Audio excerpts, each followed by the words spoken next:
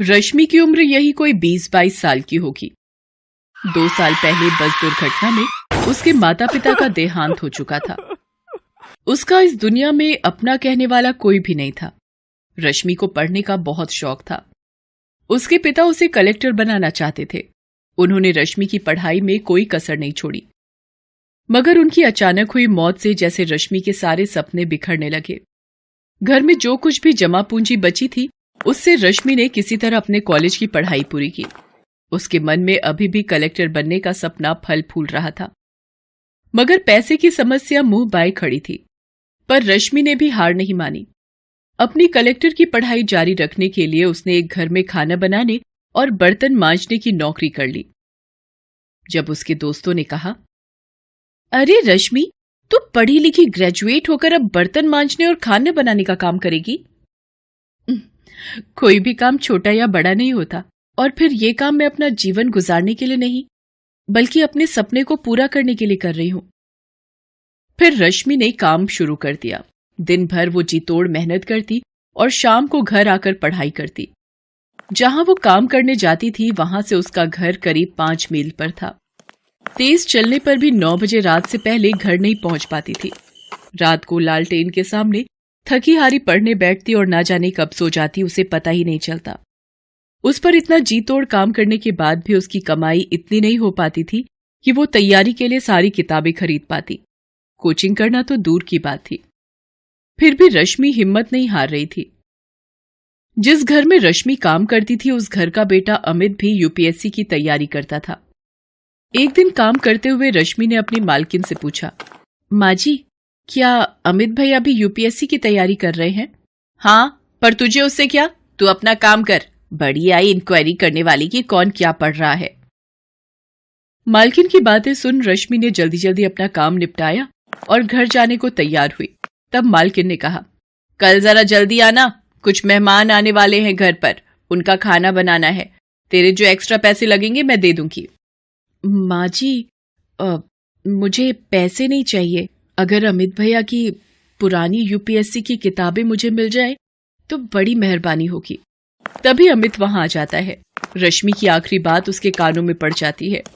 वो उसका मजाक उड़ाते हुए कहता है, अच्छा, तो तू कलेक्टर बनेगी हैं? अरे औकात में रह अपनी। तुझे पता भी है कि यूपीएससी क्या चीज है? अच्छे अच्छों को नानी याद आ जाती, नानी। तेरे जैसे लोग कलेक्टर बनने लगे तो हो गया देश का उद्धार। अमित की बात पर उसकी मां भी जोर से हंस पड़ी। रश्मि दुखी मन से वहां से निकल पड़ी। इस बात ने उसे थोड़ा दुखी तो किया, मगर उसके हौसले को तोड़ नहीं पाई। चाहे कितना भी मजाक उड़ा ले मेरा, मैं तो अपने सपने को पूरा करके ही दम लूंगी। आज से मैं 10-10 घंटे पढ़ूंगी। अब चैन से उसी दिन सोऊंगी जब मेरा सपना पूरा हो जाए, और अगर मैं इस सपने को पूरा करने के लिए मर भी गई तो वही सही। रश्मि ने ठान तो लिया, मगर किताबों की समस्या अभी भी हल नहीं हुई थी। अगले दिन वो फिर काम पर गई। वहां उसने सारे मेहमानों का खाना बनाया, और जब सब मेहमान खा पी कर चले गए, तब वो मालकिन के पास गई और बोली, माँ जी, सारा काम हो गया। आपने कहा था कि आप कुछ एक्स्ट्रा पैसे देंगी। अगर कुछ पैसे मिल जाएं तो मैं उनसे किताब खरीद लूंगी। मालकिन का सारा काम तो हो गया था, इसलिए उसके मन में कुटिलता पनप गई। उसने कहा, अरे, तुझे किताबें ही चाहिए ना? तू अमित की किताबें लेती जा और उन्हें पढ़कर वापस कर देना। रश्मि को यही तो चाहिए था। उसने तुरंत हामी भर दी। फिर उसकी मालकिन ने अपने बेटे अमित को बुलाया और कहा, बेटे, इसे अपनी कुछ किताबें दे दे। ये 2-3 दिनों में उसे पढ़कर वापस कर देगी। मां के कहने पर अमित ने अपनी कुछ किताबें लाकर रश्मि को दे दी। इसके बाद तो जैसे ये सिलसिला ही चल पड़ा। मालकिन रश्मि से मनचाहे काम करवाती और बदले में उसे कुछ किताबें पढ़ने को मिल जाया करती थीं। मालकिन को इसमें अपना फायदा नजर आता था। उधर किताबें मिलने से रश्मि में एक नया जोश भर गया। अब वो दुगने उत्साह से अपनी तैयारी करने लगी। अमित की वो किताबें जो अलमारी में रखी धूल खा रही थीं, उनके भी भाग्य जाग गए। एक दिन मालकिन ने काम करती हुई रश्मि से पूछा, क्यों रश्मि, तेरी पढ़ाई कैसी चल रही है? अब तो तुझे किताबें भी मिल रही हैं। रश्मि कुछ बोलती इससे पहले ही वहां अमित आ गया और बोला, अरे, इसकी पढ़ाई कैसी चल रही होगी? सारा दिन तो ये यहां रहती है, पढ़ाई क्या खाक करेगी। क्यों रश्मि, तुझे पता भी है कि इस परीक्षा में कितने पेपर होते हैं? हाँ भैया, मुझे पता है कि इसमें कितने पेपर होते हैं। मेरी तैयारी दोनों पेपरों के लिए पूरी है। अच्छा, तुम मेरे एक सवाल का जवाब दो कि खजुराहो के मंदिर का निर्माण किसके शासनकाल में हुआ था? अमित की हवा निकल गई। उसे इस सवाल का जवाब नहीं पता था। क्या हुआ भैया, ये तो बहुत मामूली सा सवाल है, आपको इसका जवाब नहीं पता क्या? अमित कुछ नहीं बोला और चुपचाप वहां से चला गया। आज रश्मि ने अपनी सारी बेइज्जतियों का जवाब एक झटके में दे दिया था। रश्मि पूरी लगन से अपनी तैयारी करती रही। उसने पूरी परीक्षा का सिलेबस परीक्षा से 2 महीने पहले ही खत्म कर दिया। निश्चित समय पर परीक्षाएं हुई और रश्मि ने आसानी से प्री एग्जाम निकाल लिया। उधर अमित अपनी तमाम कोशिशों के बावजूद भी इसमें सफल नहीं हो पाया। रश्मि ने प्री की अपनी सफलता की बात किसी को नहीं बताई। जब तक मैं इंटरव्यू नहीं पहुंच जाती तब तक किसी को यह सब बताना ठीक नहीं है। इस तरह लगातार परिश्रम करते करते रश्मि ने मेंस की परीक्षा भी पास कर ली। अब सिर्फ इंटरव्यू देना बाकी रह गया था। इंटरव्यू से एक दिन पहले, देख रश्मि, कल अमित का जन्मदिन है, काफी सारे मेहमान आने वाले हैं, तू जरा जल्दी आ जाना। लेकिन माँ जी, कल तो मेरा आना मुश्किल है, कल मेरी आखिरी परीक्षा है। हाँ, बड़ी आई परीक्षा देने वाली, जितना बोला उतना कर। अगर कल तू नहीं आई तो फिर तुझे दोबारा यहां घुसने नहीं दूंगी। रश्मि ने मालकिन की बात नहीं मानी और निश्चित समय पर इंटरव्यू देने गई। मालकिन ने उसी दिन दूसरी नौकरानी रख ली। आने दो उस नवाबजादी को पगार मांगने, ऐसी खरी खोटी सुनाऊंगी कि जिंदगी भर याद रखेगी। मगर रश्मि उस दिन के बाद फिर कभी उस घर में नहीं गई। ईश्वर ने उसके भाग्य में कुछ और ही लिख रखा था। इधर मालकिन उसे खरी खोटी सुनाने का इंतजार करती रही, उधर यूपीएससी की परीक्षा का परिणाम आ गया। रश्मि ने 67वें रैंक के साथ न सिर्फ ये परीक्षा पास की थी, बल्कि टॉप 100 में भी आई थी। शहर के सारे अखबार उसकी कामयाबी के किस्सों से भरे थे। अमित और उसकी मां ने जब अखबार के पहले पन्ने पर रश्मि का नाम और उसकी प्रशंसा देखी तो उनके मुंह खुले के खुले रह गए। कल तक उनके घर में काम करने वाली ने आज अपने मेहनत के दम पर वो मुकाम हासिल किया था कि अमित और उसकी मां जैसे लोग उसके आसपास भी नहीं फटक सकते थे। उधर रश्मि आज बहुत खुश थी। आज उसकी सफलता ने न सिर्फ उसका और उसके पिता का सपना पूरा किया था, बल्कि अमित और उसकी मां जैसे लोगों के मुंह पर ताले भी लगा दिए थे, जो किसी की हैसियत देखकर उनके दिमाग का अंदाजा लगाते हैं।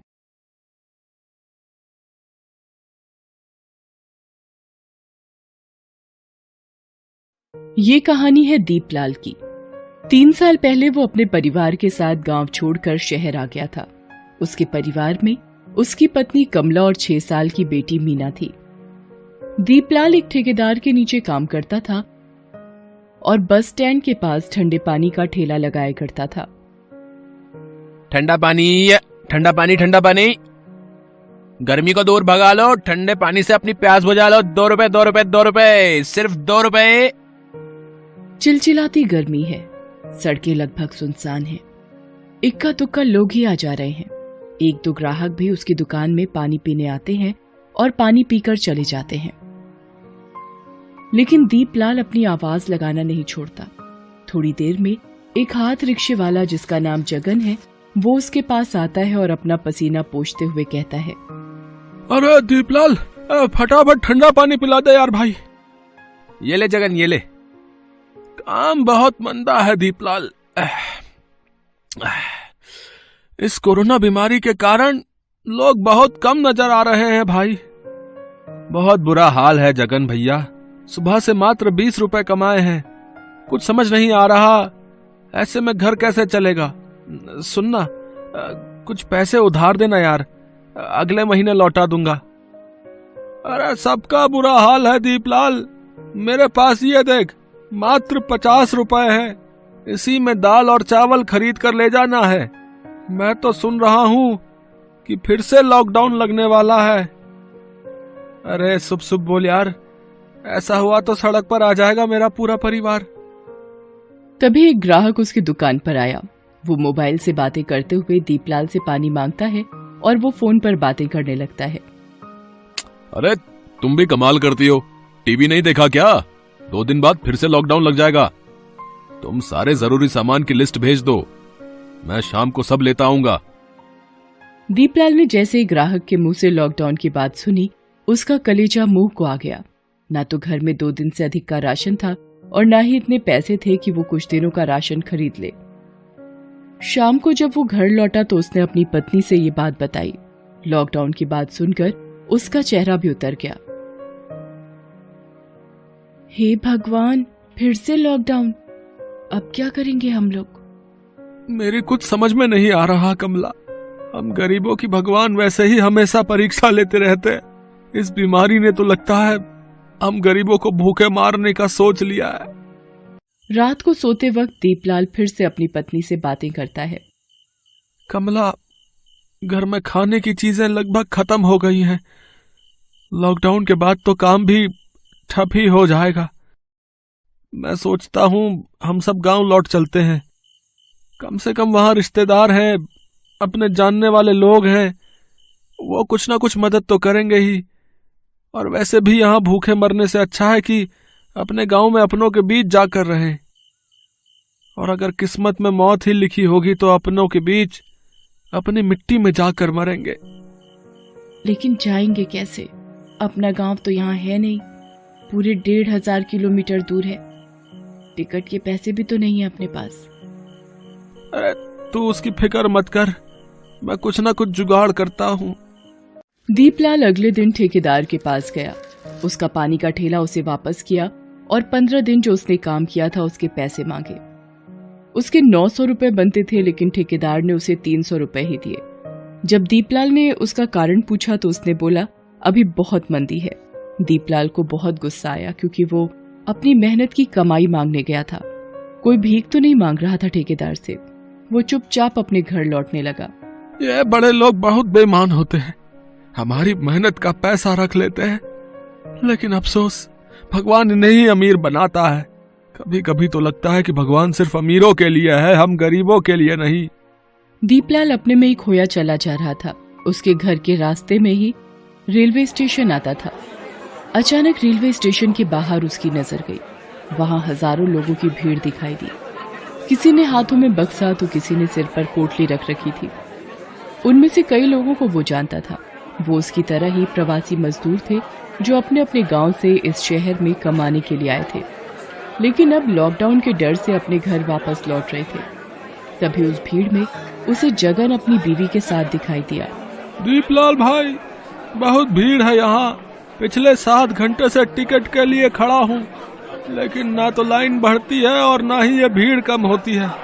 लेकिन घर तो जाना ही है भैया, यहाँ रहकर क्या करेंगे भाई बताओ।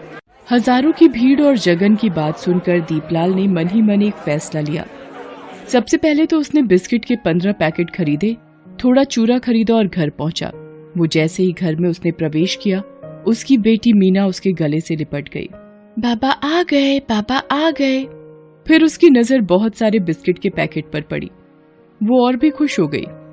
बाबा, इतने सारे बिस्किट, सारे मेरे लिए हैं क्या? हाँ, लेकिन इसे अभी नहीं खाना है, इसे रास्ते में खाना है। हम लोग गांव जा रहे हैं। गांव? हाँ बाबा, चलिए ना, गांव मुझे बहुत अच्छा लगता है। वो ये कह ही रहा था कि उसकी पत्नी कमला आ गई। पैसों का इंतजाम हो गया जी, टिकट मिल जाएगा क्या? कमला, रेलवे स्टेशन, बस स्टैंड, यहाँ तक कि सड़कों पर हजारों की भीड़ खड़ी है, जो हर पल बढ़ती ही जा रही है। सभी अपने घर वापस लौटना चाहते हैं। ऐसे में हम भी वहां गए तो न जाने कितने घंटे हमें वहां इंतजार करना पड़ेगा। तो फिर कैसे जाएंगे? तब दीपलाल ने अपने घर में लगी साइकिल की ओर इशारा किया। मीना साइकिल की आगे वाली सीट पर बैठी और कमला पीछे। जो भी थोड़ा मोड़ा सामान था कमला ने उसे पोटली में बांध कर रख लिया। दीपलाल साइकिल से ही अपने गांव की ओर चल पड़ा। कड़ी धूप में दीपलाल साइकिल चलाए जा रहा था। पसीने से उसका शरीर तरबतर हो गया था, पांव दुख रहे थे, लेकिन उसे तो अपने गांव जाना था। रास्ते में मीना और कमला दोनों को जोरों की भूख लगी, तो दीपलाल ने साइकिल को एक पेड़ के नीचे खड़ा किया। सबसे पहले तो सबने साथ लाए बोतल से पानी पिया, फिर थोड़ा चूरा खाया। मीना बिस्किट खाते खाते पूछ रही थी, बाबा, हम कितनी देर में अपने गांव पहुंच जाएंगे? मुझे ना बहुत धूप लग रही है। उसकी बात सुनकर कमला ने पोटली से एक साड़ी निकाली और उसे 3 टुकड़ों में फाड़ा। एक मीना के सिर पर, एक दीपलाल के सिर पर और एक से खुद का सिर ढक लिया। दीपलाल एक बार फिर से अपने परिवार को लेकर निकल पड़ा। रात को सड़क किनारे ही वे सो जाते। सुबह दीपलाल फिर से निकल पड़ता। रास्ते में कहीं नल दिखता तो पानी की बोतल भर लेता, क्योंकि गर्मी बहुत ज्यादा थी और तीनों को प्यास भी खूब लग रही थी। 3 दिन बीत गए। दीपलाल लगातार साइकिल चला रहा था। उसकी हिम्मत जवाब दे रही थी, हे ईश्वर, कुछ कर नहीं सकता तो कम से कम धूप तो कम कर दे। देख नहीं रहा कितनी गर्मी है। हमें गांव पहुंचना है ईश्वर, थोड़ी तो दया दिखा। गर्मी के कारण उसका सिर भी चकरा रहा था, लेकिन वो किसी भी तरह अपने घर पहुंचना चाहता था। इस बीच साथ लाए सारे खाने पीने की चीजें खत्म हो गई। मीना बार बार भूख भूख कह रही थी, लेकिन रास्ते में ना तो कहीं कोई दुकान खुली थी और ना ही जेब में पैसे थे जिससे वो कुछ खरीद पाता। रास्ते में पानी की बोतल भरता और वही खुद भी पीता और मीना को पिलाता। काश पानी से लोगों की भूख मिट जाती तो लोगों की बहुत बड़ी समस्या हल हो जाती। इस बीच चौथे दिन रास्ते में उसे पुलिस वालों की गाड़ी लगी दिखी। एक पुलिस वाले ने उसे रोका और डांटते हुए कहा, अरे अरे, कहाँ चल दिया इस तरह? तुझे पता नहीं लॉकडाउन लगा है? अपने गांव जा रहा हूँ साहब। गांव? कहाँ है तेरा गांव? अभयपुर है साहब। मजाक करता है तू हमसे? अभयपुर यहाँ है? अरे यहाँ से 800 किलोमीटर दूर है अभयपुर। साहब, बस ट्रेन सभी जगह बहुत भीड़ है, पैसे भी जेब में ना के बराबर है, तो क्या करता साहब, इसलिए साइकिल से ही अपने गांव जाने के लिए निकल पड़ा। पुलिस वाले को उसकी बात पर अब भी विश्वास नहीं हुआ और उसने गुस्से में आकर उसे एक डंडा मार दिया। वो दूसरा डंडा मारने वाला था कि उसने देखा कि कोई उसके पैर पकड़कर बैठा है। वो मीना थी। साहब, मेरे पापा को मत मारिए ना, वो झूठ नहीं बोल रहे हैं। हम अपने गांव ही जा रहे हैं। पिछले 4 दिनों से वो लगातार साइकिल चला रहे हैं। वो बहुत थक गए हैं। भगवान के लिए उन्हें मत मारिए ना।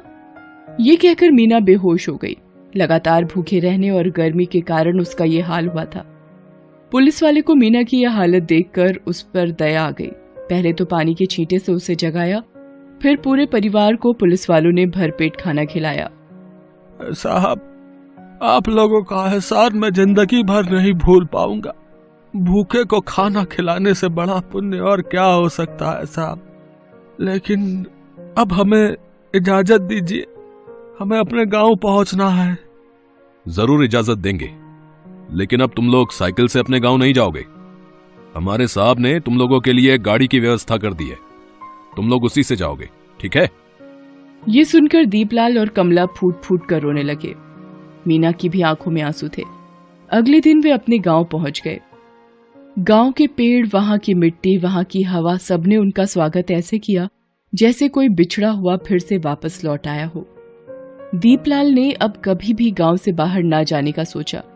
वो वहीं सब्जियां उगाने लगा। कमला भी उसकी मदद करती। वे सभी अपने गांव वापस आकर बहुत खुश थे। Thanks for watching.